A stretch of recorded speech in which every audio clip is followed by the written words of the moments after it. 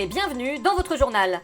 À la une aujourd'hui, suite à sa condamnation définitive pour corruption de mineurs, l'animateur télé Jean-Marc Morandini a réaffirmé qu'il n'avait jamais eu l'intention de nuire, juste de baiser des ados.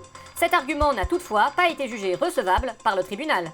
Groenland, le président américain Donald Trump a déclaré que si la population du pays refusait l'annexion, il envisageait de recourir à la bombe nucléaire.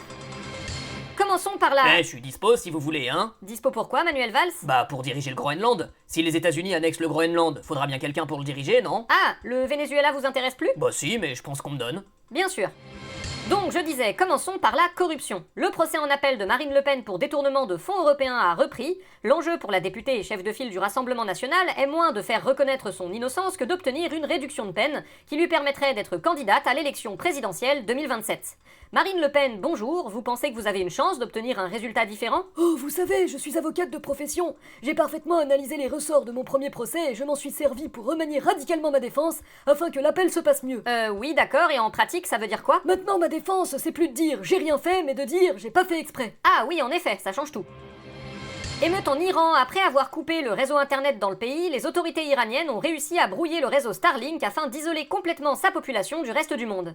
Ali Khamenei, vous êtes le guide suprême iranien, y a-t-il une chance pour que cette stratégie fonctionne de nouveau? Quelle stratégie? Je ne vois pas la moindre stratégie. Bah, couper tout internet pour éteindre la contestation? Quelle contestation? Non mais vous pouvez pas faire semblant, on a tout vu. Ah bon? Vous avez eu des informations à ce sujet aujourd'hui? Bah non, vu qu'il y a plus internet. Et ben voilà, s'il n'y a pas d'information, c'est qu'il n'y a pas de contestation. Une logique implacable.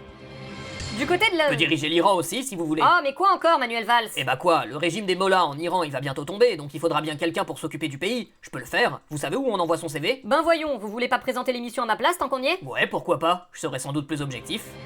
Du côté du budget de l'État, du fait de l'impossibilité de négocier avec les extrémistes insoumis et les inconscients du RN, le Premier ministre Sébastien Lecornu, qui aurait mieux fait de me garder comme ministre des Outre-mer, se retrouve dans une situation inextricable.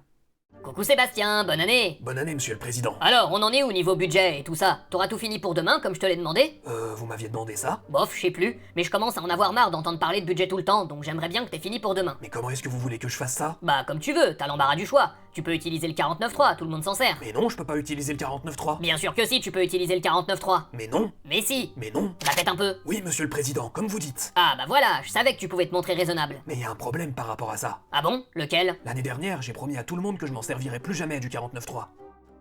Et? Bah, si je l'utilise, je respecte pas ma promesse.